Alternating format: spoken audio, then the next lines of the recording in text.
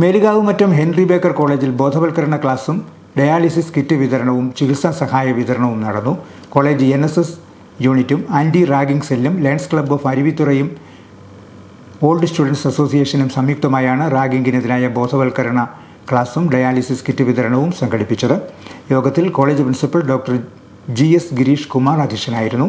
Erattupetta block panchayat president Mariamma Fernandez ഉദ്ഘാടനം ചെയ്തു. തുടർന്ന് ഡയാലിസിസ് കിറ്റ് വിതരണവും നടന്നു. KS തോമസ് കടപ്പളാക്കൽ ചികിത്സാ സഹായവും വിതരണം ചെയ്തു. ലയൺസ് ജില്ലാ chief project coordinator Sibi Mathew Plathottam മുഖ്യപ്രഭാഷണം നടത്തി. Aruvithura Lions club president Manesh Jose Kallarakkal, advocate Johnson Veettiyankal തുടങ്ങിയവർ പ്രസംഗിച്ചു. വിദ്യാർത്ഥികളുമായി സംവാദവും നടന്നു. Anti ragging coordinator Dona Sebastian, doctor Jibin Mathew, Lions club secretary Tito Thekkel, പൂർവ്വ വിദ്യാർത്ഥി പ്രതിനിധി ജോസുകുട്ടി ജോസഫ് എന്നിവർ പ്രസംഗിച്ചു.